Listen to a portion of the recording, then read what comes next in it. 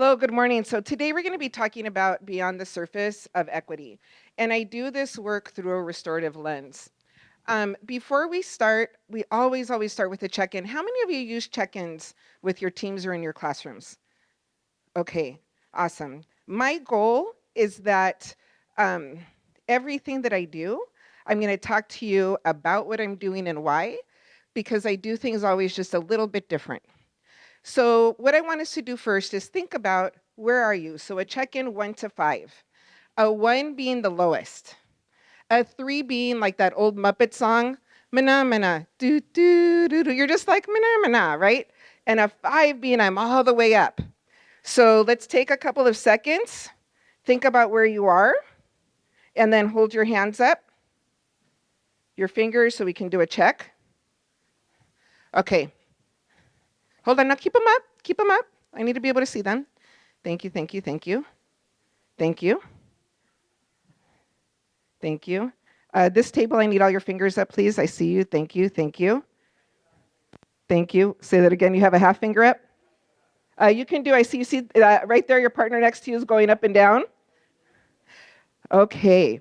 So one of the ways that I could do this is I could have asked one person at each table to do the check for me. How are you doing in the computer? I didn't see your fingers. How are you doing? 5, 4. Uh-huh. Yes, you.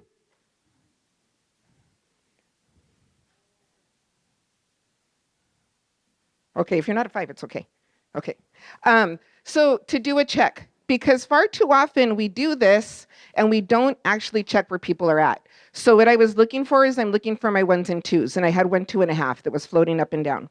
And next, what I'm going to offer you is a breathing technique. So anytime that I'm with anybody, any group, no matter how often I'm together with you, we do this, and we do 4, 7, 8. How many of you are familiar with 4, 7, 8? A lot of you, good. Does anybody want to share what 4, 7, 8 is? Okay. Don't worry, you're going to have lots of opportunity to talk. So here's how it goes.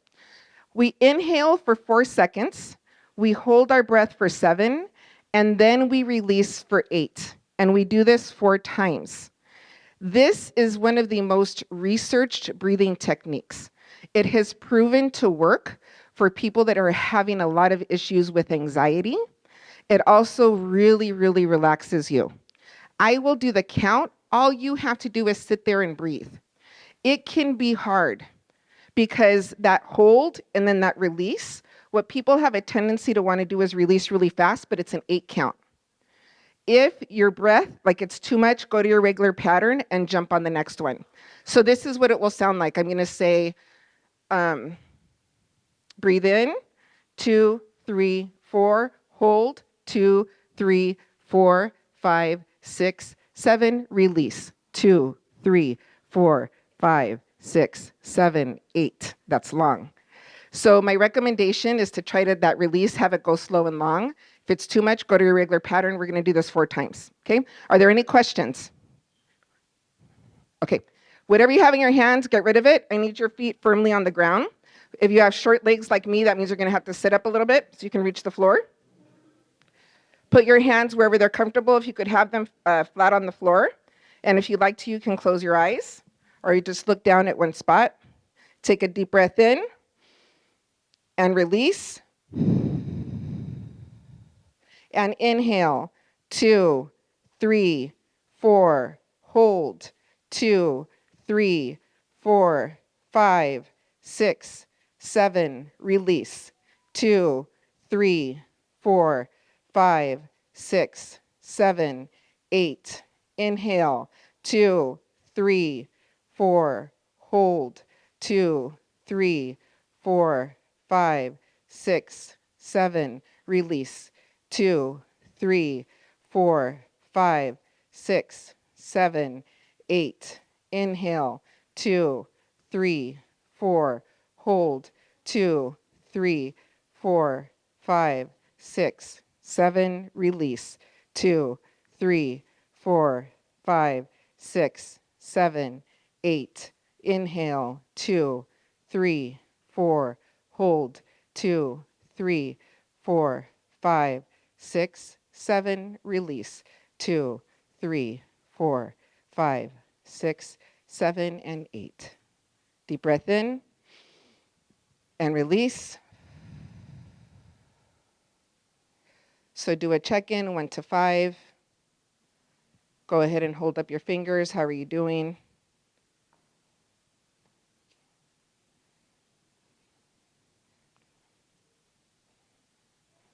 Okay, so I see that I still have, I don't have any ones, fortunately.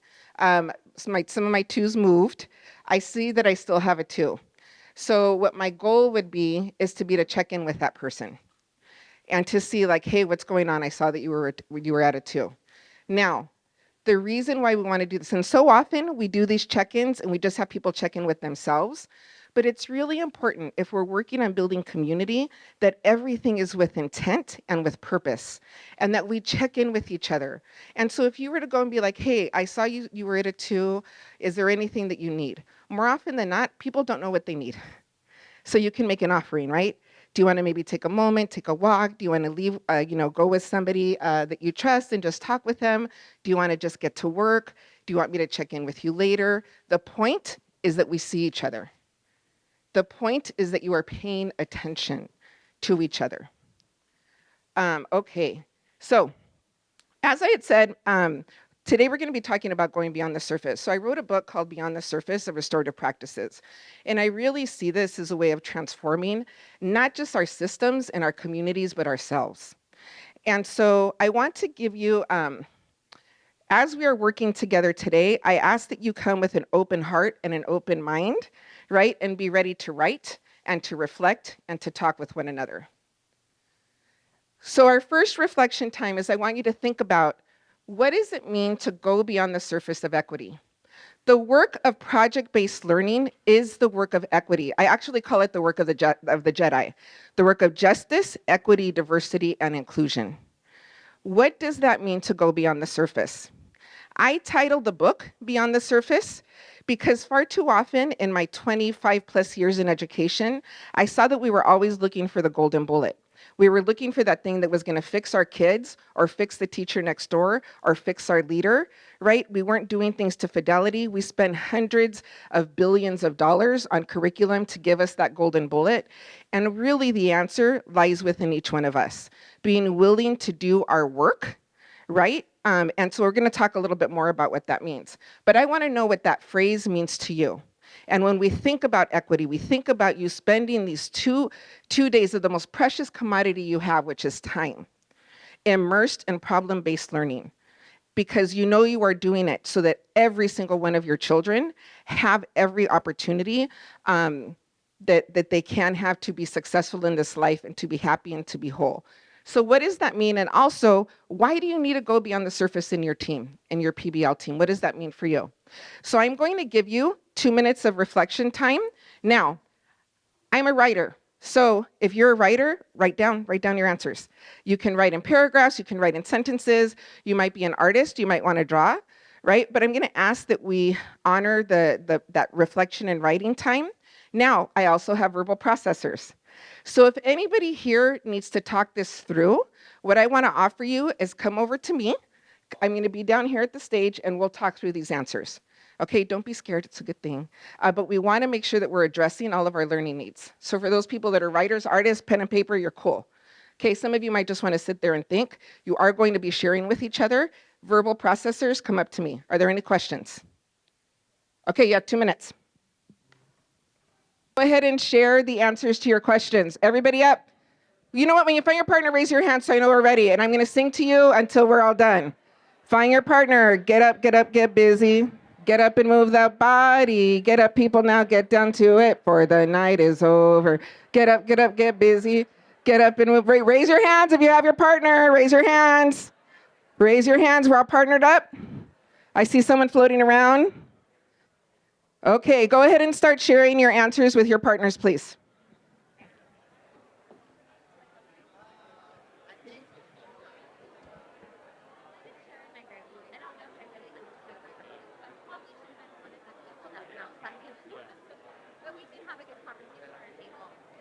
Come back to me. See, I sing really bad on purpose. Okay, thank your partner. You are going to be able to get into groups again. You can choose this partner or not, but thank your partner. Go back to your seats, please. Okay, one of the core foundational components of project-based learning and also the restorative way is that we do things with people. That we provide space for everybody to have voice in how it is that they're spending their time. It was really beautiful to hear. I was eavesdropping, I was ear hustling a little bit, to hear you talk about really wanting to provide the best for your students, right? The highest quality education and experience and opportunities, but not just to meet their academic needs, but they're also their personal, social, emotional needs. I do this work because I think we need to do the same thing for staff. I think that just like we need to have these amazing individual plans for kids and project-based learning for kids and get kids' voices in the mix, we have to provide this for staff. And so far too often, you did not choose to have me here. I don't think that any survey went out and said, here's this person we want to have come speak. So I want to go over today and I want to ask your permission to be with you today. And what we're going to do for the rest of our time, I'm going to end at 12:10 so that you get the core content. So we have about 40 minutes left together. Is our work today is really about connecting. It's about reflecting and connecting within yourself and with each other. Also, we're going to learn some of the, we're going to go through the why of our work, like the moral imperative and purpose of why it's so critical that we are in this room together and that you do this work. And my goal is for you to leave with some core, with a draft of your individual beliefs and agreements. You're also going to be talking a lot with each other. So I have this up on the board. I'm going to give you about a minute to read it, talk with a partner. If there's any questions, anything that's missing, this is going to be your time to ask. Okay? So at your table with a partner, look this over. If there's any questions, anything you want me to change, now is the time to let me know. 1 minute, find your partner at the table, talk.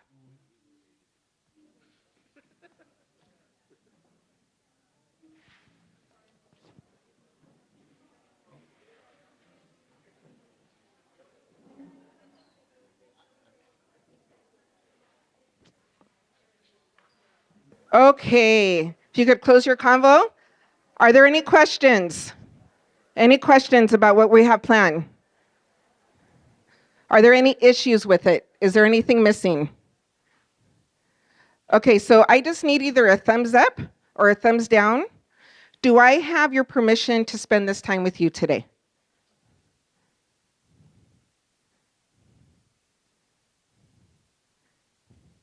I see no thumbs. I'm going to take that as a yes on the fence. Okay. Okay. Thank you. Thank you. My question to you is, as I roll over here to stop my timer, how do you make sure that you're getting permission to do the work that you're doing with your kids, with your colleagues, and with your staff in a way that is real and meaningful and creating space for that feedback and that input? So I want to start with my core beliefs about equity so that you have an idea of who it is that's in front of you. I believe that equity is not what we do, it's about who we are. We should not be showing up with an equity focus to work and be equity focused from 7 o'clock in the morning until 3 p.m. We have to be and live this work in every way. And I see this really from that lens as a restorative practitioner with a restorative heart and mind. I have to show up with that in all spaces, not just at work. Our society has taught us, I say it sold us some things that we bought. I'm 49 years old. One of the things that I was sold was the idea that when I show up to work, I have to have my professional work mask on. Our society has created a space that does not allow us our humanity. It is inhumane for us as adults, for us as human beings, to show up every day and to not have a space to connect in our humanity. That doesn't mean that we need to be telling everybody our business, right? But we are human beings and we are carrying things just like our children are. And we recognize, because of the pandemic, because we have a deeper recognition of trauma, that our children are coming in with so many diverse and deep needs. But you know what? So are you. And we need to create that space where we can connect with each other, sometimes release some of that pain, some of the stuff that's boiling in, so that we can get to the work that we need to get to. I offer this, this to you just as an idea. I want you to think about some of the things that we were sold that you bought, and think of it as a receipt. And we're going to act like it's a receipt from Nordstrom's or Costco, because they take everything back. Not Nordstrom's rack, you have 30 days. But Nordstrom's, you can take it back. And some of these ideas, are they something we want to keep? Do we want to potentially return it, exchange it, or maybe we just want to hold on to that idea? One of the ideas that I think about a lot is that idea of individualism, which I think is beautiful. It is beautiful that our country really celebrates that we as individuals can create our lives, right, regardless of our circumstance, that we can become and have success in ways that we never imagined, that are not based on the family that we were born into or the circumstances that we were born into. That is a beautiful idea. The reality is that we did not get here alone. There are people that have poured into us, and my hope is that we can begin to honor them and honor the idea that we, right, are so, again, honored to be in this room and to do the work that you do. But that honor doesn't just belong to you. Okay. So again, restorative practices we do things with. The reality is, and this is, how many of you have seen this, the social discipline window? Good. So really quick, this is any power dynamic. The power has control and provides support. So where there's high control and low support, that's where you find yourself in a space of doing things to people, right? During the pandemic, the mask mandates, the vaccine mandates, there's things that are happening in our country regarding women's bodies that we feel like things are being done to us, done to us, done to us. Okay, we also think about our parents, the way that we were raised. Some of us were raised in a very done to us way, right? Don't ask questions because I said so. So that's high control, low support. Low control, low support is neglect. I was a latchkey kid. Again, I'm 49 years old. So like my brother and I raised ourselves in the streets because our parents were working, right? Low control, high support is doing things for people. The goal is getting in with. The reality, though, is that we live in all of these boxes.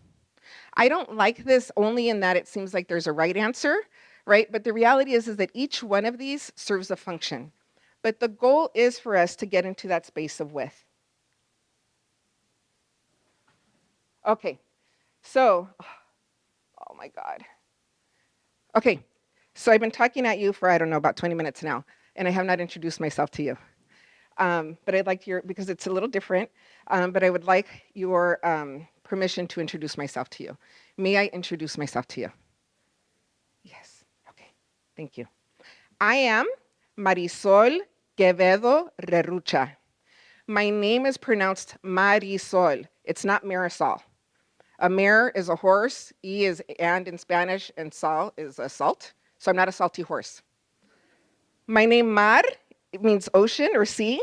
E is and sol is sun. My name means sea and sun.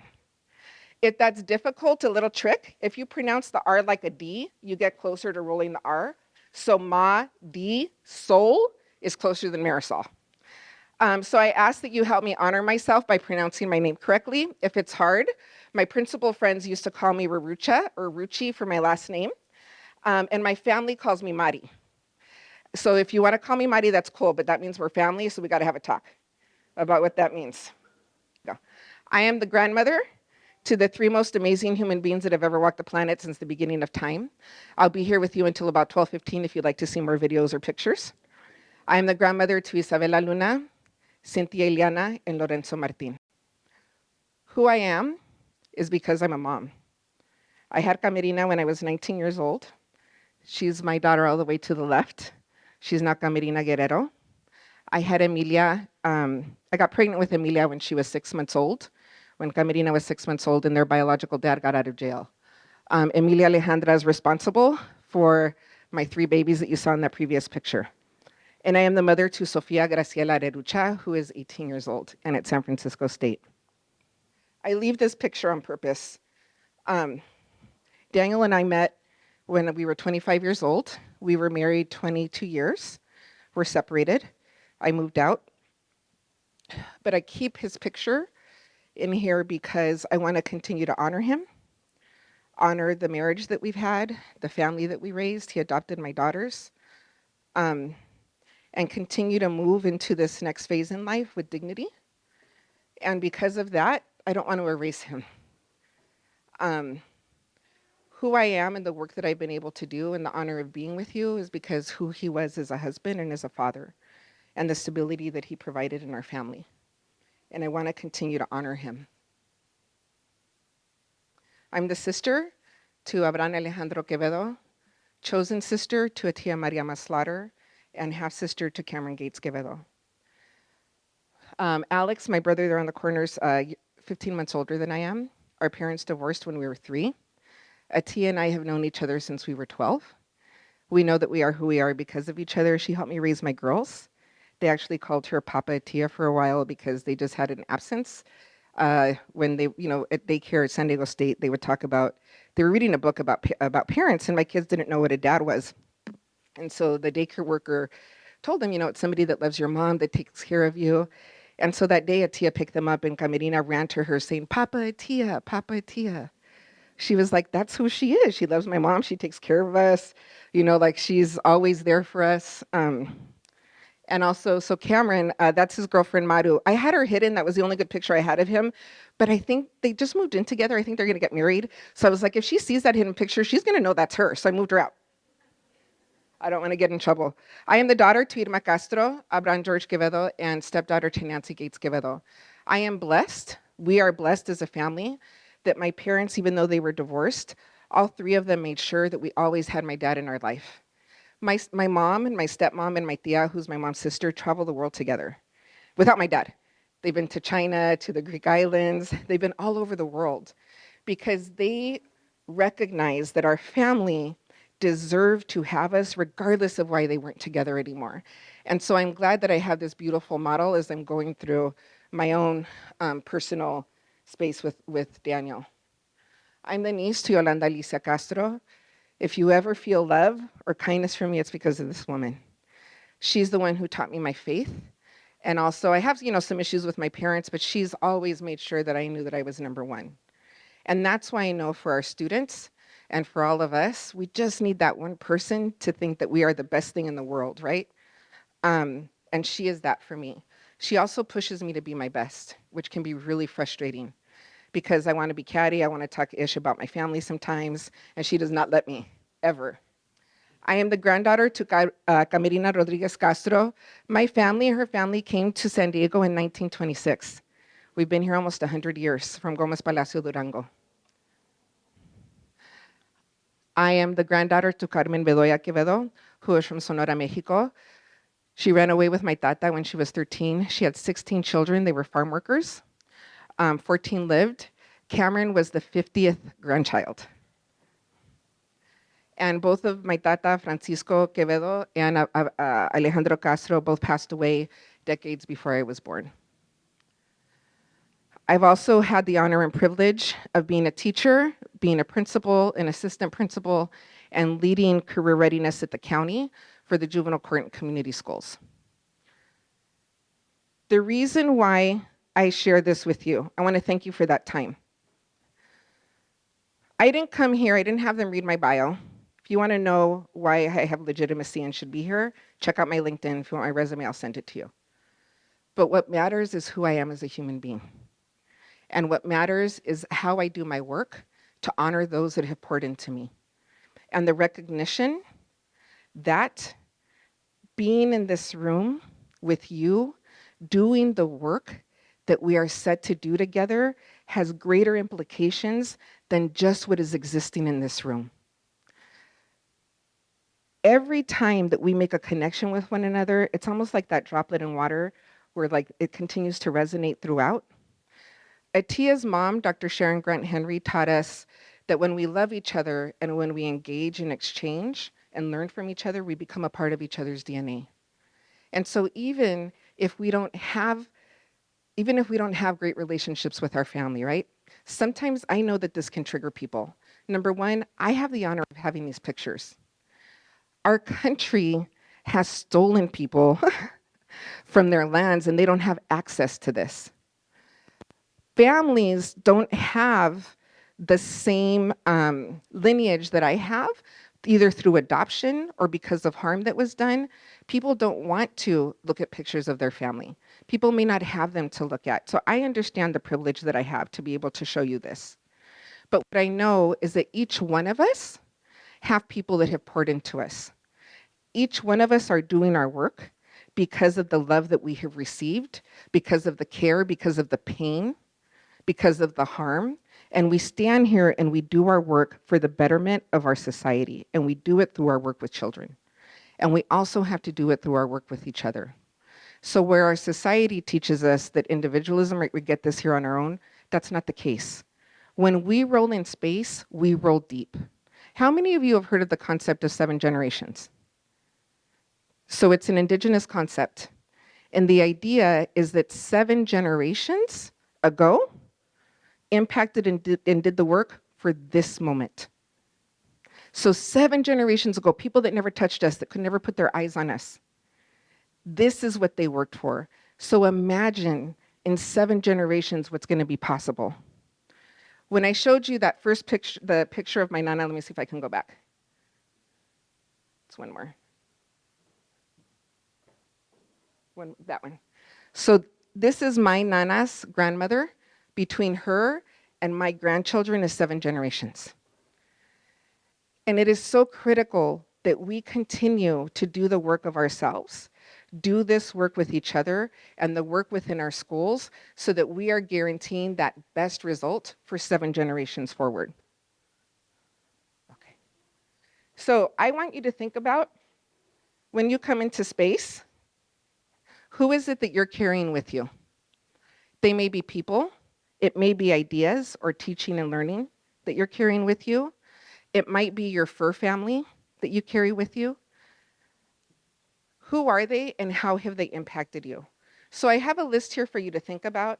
Your ancestors, your elders, your chosen family, your relatives, your children. You might have organizations or affiliations that you're involved with. Who do you carry with you? And this is going to be what we're going to share in our community circle. We're going to do this in triads.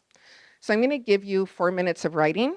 Again, verbal processors will meet outside, but you have 4 minutes. And this time I'm not going to put 4 hours. So you legit have 4 minutes. So are there any questions? Okay, get to writing and verbal processors. I'll meet you outside.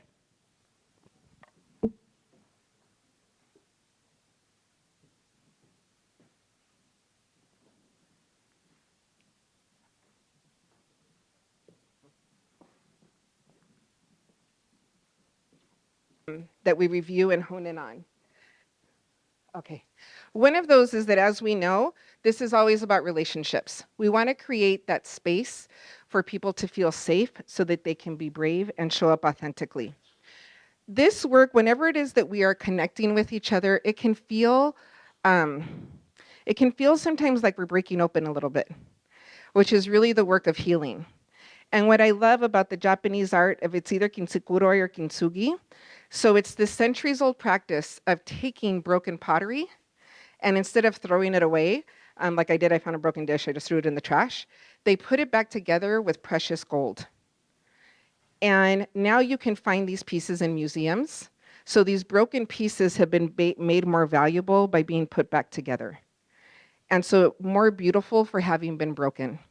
And that's the invitation, is to show up authentically, even if that means owning some of our brokenness and doing the work of healing, of sharing and connecting in our humanity. Brene Brown has done really amazing work around vulnerability, and I think that in order to be authentic, we have to be willing to be vulnerable.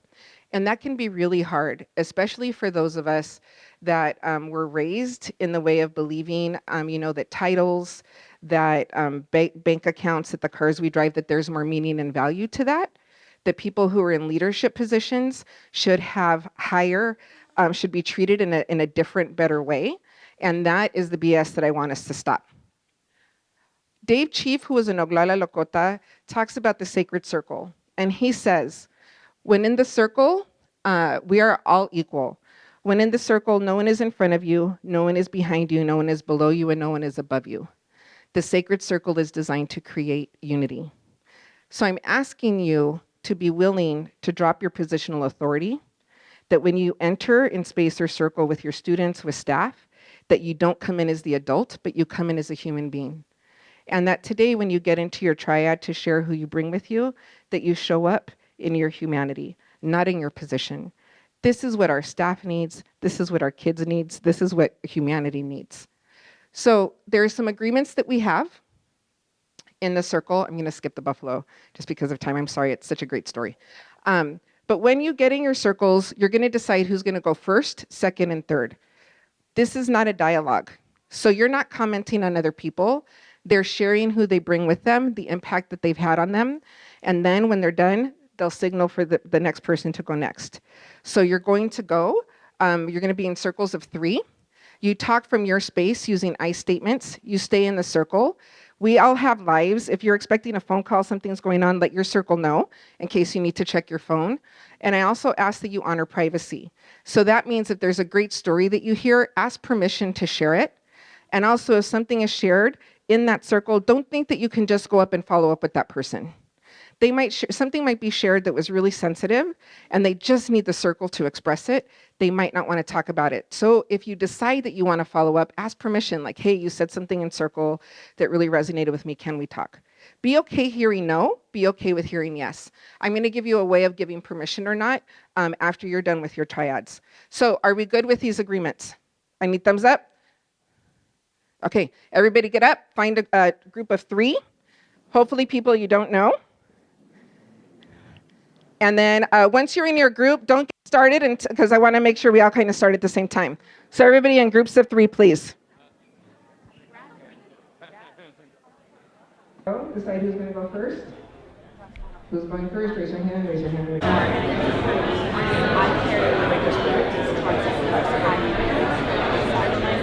Who are the people? And I've got, my parents are like this fantastic little bubble of support.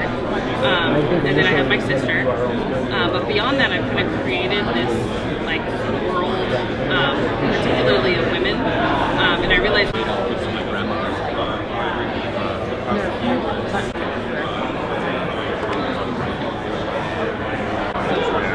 Like anyone knows I'm actually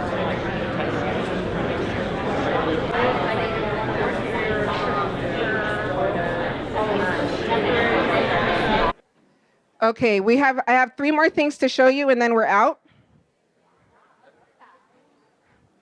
I would like to invite you to consider providing that circle to your staff, doing it with your classroom. Something really shifts when we see our children through the eyes of the people that they love and also each other. And what I want to leave you with is I want to leave you with why we need to do this work. And we need to do this work because our system was created in a way that continues to perpetuate harm.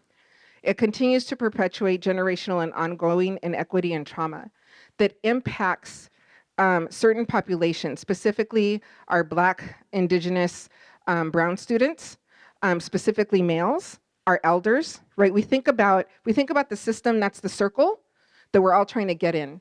But that circle was made to maintain the few on the backs and bones of the many. So our system pushes out those who are not citizens, those who are not English speakers. It pushes out those who may continue to be in poverty, suffer from drug abuse and violence. And this is why you show up every day to do the work that you do. I want to show you a really short video by Father Greg Boyle, who is a Jesuit priest who started Homeboy Industries up in LA. He works predominantly with people who are returning to the community from incarceration. And he's going to give us a message that I really want to leave you with. So if you could go ahead.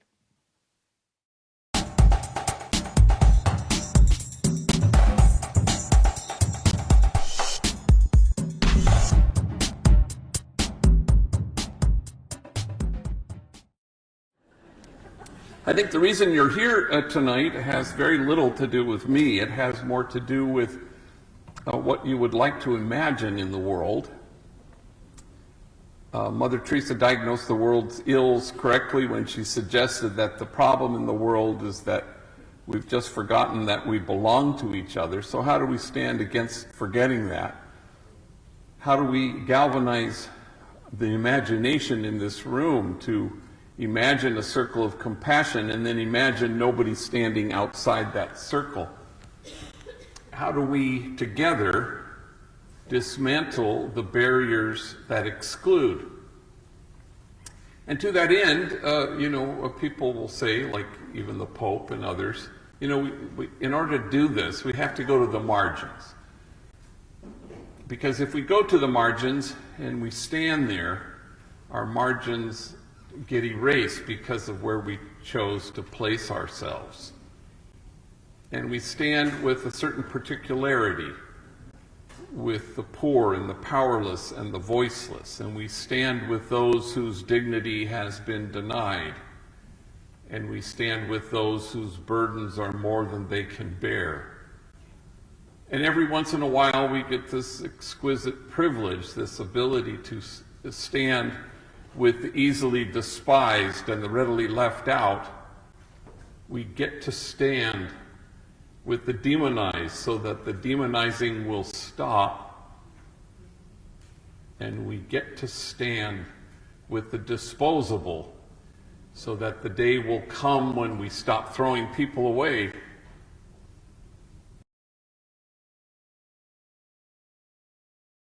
Our society has made it okay for us to throw our kids away, right? And also to throw each other away.